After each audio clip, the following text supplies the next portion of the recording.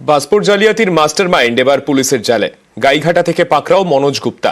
পুলিশের দাবি ট্রাভেলসের ব্যবসার আড়ালে চলতো পাসপোর্ট জালিয়াতি এবং এর মাধ্যমে মানুষ পাচার। বেহালায় অফিস খুলে 10 বছর ধরে মনোজের এই বেআইনি কারবার চলছিল বলে জানতে পেরেছে পুলিশ।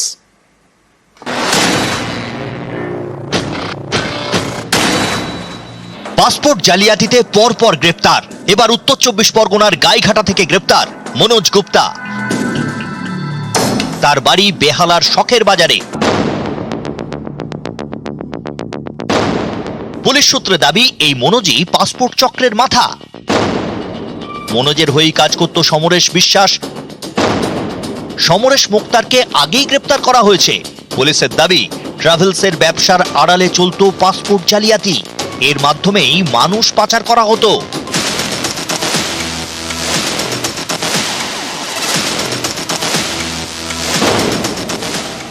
অভিযোগ 10 বছরের বেশি সময় ধরে বেআইনি কারবার মনোজের। ভুয়ো নথিতে পাসপোর্ট বানানোর জন্য লক্ষ লক্ষ টাকা নিত।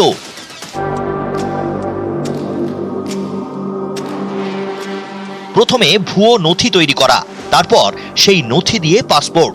এখানেই শেষ নয়, এরপর মানুষ পাচার।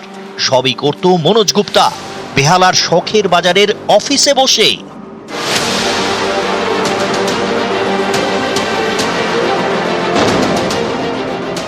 অভিযোগ 100-র বেশি বাংলাদেশিকে নিজের ট্রাভেল এজেন্সির মাধ্যমে বিদেশে পাঠিয়েছে মনোজ। এর মধ্যে বাংলাদেশি মহিলাও আছেন। এসবই হতো প্যাকেজ সিস্টেমে। প্রথমে সীমান্ত পার করিয়ে এপারে থাকার ব্যবস্থা করে দেওয়া হতো। এরপর ভুয়ো নথি দিয়ে ভুয়ো পরিচয়পত্র দিয়েই তৈরি হতো পাসপোর্ট। এরপর নিজের ট্রাভেল এজেন্সির মাধ্যমে ভিসা বের করিয়ে বাংলাদেশি নাগরিকদের ইউরোপের নানা দেশে পাঠানোর ব্যবস্থা করে দিত মনোজ। মতিলাল গুপ্তা রোডের এই অ্যাড্রেসেই চলতো ট্রাভেল এজেন্সি, আর সেই ট্রাভেল এজেন্সি থেকে মনোজ গুপ্তা তার কাজ অপারেট করতেন। পাসপোর্টের ভিত্তিতে মোটা টাকার বিনিময়ে অন্যান্য দেশে ভারতীয় নাগরিক হিসেবে সফর করার সুযোগ পেতেন সেই অবৈধ অনুপ্রবেশকারী বাংলাদেশিরা। মনোজের ট্রাভেল এজেন্সির অফিসে এখন তালা। বেহালার শখের বাজারে যে বিল্ডিং এ ট্রাভেল এজেন্সির অফিস, তারই একতলায় মনোজের রেস্তোরাঁ। সেটিও এখন তদন্তকারীদের নজরে। সেরকম না, মোটামুটি ছিল। পুজোর সময় ভিড় হতো, কালকে থেকে বন্ধ আছে। তার আগে অবধি খুলেছে? আগে খোলা ছিল। শখের বাজারের সুকান্ত সরণিতে মনোজের বাড়ি। মনোজের মা ও স্থানীয়দের দাবি দিন 15 আগে শেষবার মনোজ এই বাড়িতে আসে। আমার সঙ্গে কোনো সম্পর্ক নেই, কেউ নেই বাবা, আমি মিথ্যে কথা বলবো না। আজকে 15-20 দিন হয়ে গেছে, সব চলে গেছে। তার মতন আসতেন, খুবই কম আসতেন। বাজার ওখানে নাকি হোটেল ছিল। পুলিশ জানতে পেরেছে পাসপোর্ট জালিয়াতিতে কয়েকজন গ্রেপ্তার হতেই গা ঢাকা দেয় মনোজ। প্রায় 1 মাস গা ঢাকা দিয়েছিল। 2 দিন আগে গাইঘাটার চাঁদপাড়ায় বন্ধুর দিদির ভাড়া বাড়িতে আশ্রয় নেয়। মোবাইল ফোনের লোকেশন ট্র্যাক করে তাকে এই গাইঘাটা থেকেই গ্রেপ্তার করে পুলিশ। আমাদের রিলেটিভ আছে, উনি বলল 2 দিন এখানে থাকবে, বাড়িতে একটু সমস্যা হয়েছে, 2 দিন পরে চলে যাবে। আজকে সন্ধ্যাবেলায় উনি চলে যাওয়ার কথা। আপনি কি চেনেন ওনায়? না স্যার, আমি চিনি না। মনোজ গুপ্তাকে এখান থেকে নিয়ে গেছে, তাই তো?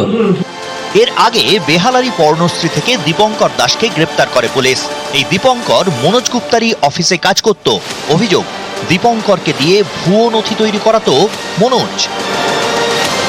নিউজ 18 বাংলা। বাংলাদেশের খবরে নজর রাখবো। বাংলাদেশে ফের শাসক শিবিরে অশান্তি। এবার জামাত আর বিএনপির দ্বন্দ্ব প্রকাশ্যে। ইউনূস সরকারের গুণগান গায় জামাত, সেই জামাতের সমালোচনায় সরব বিএনপির শীর্ষ নেতা।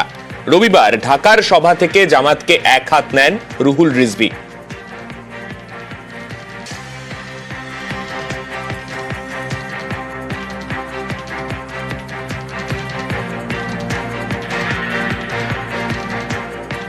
শেখ হাসিনার আমলে যারা ব্যাংক লুট করেছে, ব্যাংক আত্মসাৎ করেছে, তাহলে আজকে কোন মুখে বলছেন এক চাঁদাবাজ পালিয়েছে, আরেক চাঁদাবাজকে কেউ দেখতে চায় না? কলঙ্ক করার চেষ্টা করেন বিএনপির নামে। খুব নীরবে নিভৃতে সবকিছু অপকর্মের সাথে আপনারা জড়িত। শেখ হাসিনার ব্যাংক আত্মসাতের পর 5ই আগস্টের পর আপনাদের আত্মসাৎ তো জনগণ দেখেছে। ঘোলা পানিতে মাছ শিকার করার চেষ্টা করছে। আপনারা 71-এর বিরোধিতা করেছেন। 71-এর গৌরব, 90-এর গৌরব এই গৌরব বিএনপি। সেদিনও আপনারা শেখ হাসিনার সাথে আঘাত করে সেদিন যাননি এরশাদের কুলাঙ্গারের নির্বাচনে, কিন্তু বিএনপি সেই নির্বাচনে যায়নি।